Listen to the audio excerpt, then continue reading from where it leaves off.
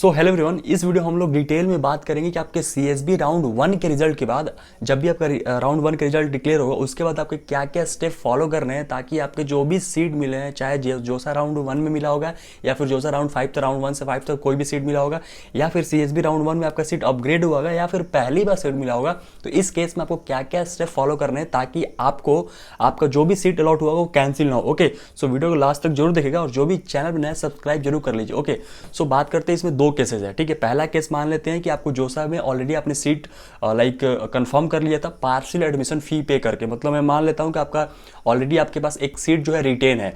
तो जब भी आपको सीएसबी राउंड 1 में कोई सीट अपग्रेड होगा या फिर सीट पहली बार पहली बार तो नहीं मिलेगा क्योंकि ऑलरेडी आपने जोसा में सीट रिटेन किया, ठीक है, ये तो दूसरा केस है।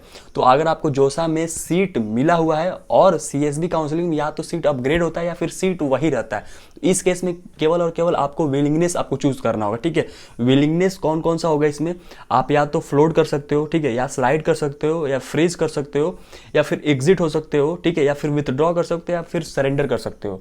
तो आपको फ्रीज फ्लोट स्लाइड का तो सेम मतलब है, लेकिन इसमें सरेंडर और जो विथड्रॉल का ऑप्शन है ना, बहुत ये इंपॉर्टेंट है।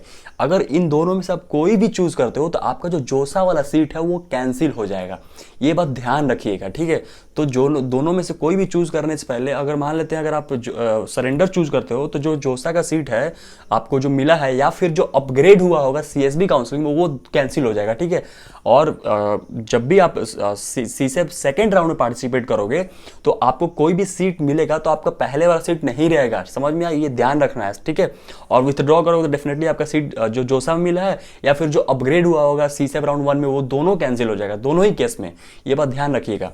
आई होप आपको अच्छे से समझ में आ गया होगा जिनको जोसा में सीट मिला है उनको क्या करना है। दूसरा केस क्या है कि जिनको जोसा में सीट नहीं मिला था, ठीक है, या फिर उन्होंने सीट मिला था और उनका सीट कैंसिल हो गया, तो कुल मिला के ये है कि सीसेफ राउंड 1 में उनको पहली बार सीट मिल रहा है। ठीक है, पहले वाला सीट कैंसिल हो गया या फिर उनको पहली बार सीट मिल रहा है सीएसबी राउंड 1 में, तो उनको क्या करना है, इस केस में उनको फी तो पे करना ही करना है। ओके, नया सीट मिला, उनको ऑनलाइन वेरिफिकेशन करना है, डॉक्यूमेंट्स वगैरह अपलोड करना है। डॉक्यूमेंट्स में क्या क्या अपलोड करना है मैं बताता हूँ। आपका 10th का सर्टिफिकेट अपलोड करना होगा, 12th का अपलोड करना होगा, मेडिकल सर्टिफिकेट अपलोड करना होगा, कैटेगरी सर्टिफिकेट है तो कैटेगरी अपलोड करना होगा। ठीक है, अगर आप किसी कैटेगरी में बिलोंग करते हो तो, और इसमें विलिंगनेस भी चूज करना होगा। तो ये बात ध्यान रखिएगा, इसमें आपको फ्रीज फ्लोट स्लाइड और विथड्रॉ का ऑप्शन आएगा। ठीक है, तो इसमें अगर विथड्रॉ करोगे तो जो भी आपका सीट मिला वो कैंसिल हो जाएगा, सरेंडर करोगे तो जो भी आपका सीट अलॉट होगा वो कैंसिल हो जाएगा। ठीक है, मतलब सरेंडर में बहुत ध्यान से आपको चूज करना है कि अगर आप जैसे ही चूज करोगे फिर आपका जो भी सीट अलॉट हुआ होगा वो सीट आपका कैंसिल हो जाएगा,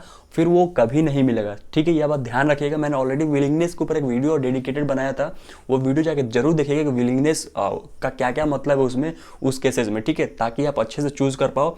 अगर आपका जोसा में सीट मिला है उसको आप रिटेन करना चाहते हो, सीसेफ में अपग्रेड हुआ है या फिर सेम है, अगर आप उसको आप अपने पास रखना चाहते हो, सरेंडर नहीं चूज करना है, विथड्रॉ नहीं चूज करना है, या तो आप फ्रीज कर दो अगर आप चाहते हो कि नहीं इसको ही लेके निकल जाते हैं, तो सबसे अच्छा है कि आप फ्लोट कर दो। ठीक है, आपका सीट वो अपने आपके पास रहेगा। अगर सीसेफ राउंड 2 में अपग्रेड होता है तो आपके पास रहेगा। अदरवाइज आप चाहते हो जो सीट मिला है, आप चाहते हो नहीं इसमें एडमिशन नहीं लेना है, मेरे को इसमें नहीं जाना है, तो आप क्या करो, सरेंडर कर दो और सरेंडर करके पार्टिसिपेट करो नेक्स्ट राउंड में। समझ में आया, ताकि आपको नेक्स्ट राउंड में अगर कोई सीट नहीं मिले तो आपको रिफंड मिल जाए।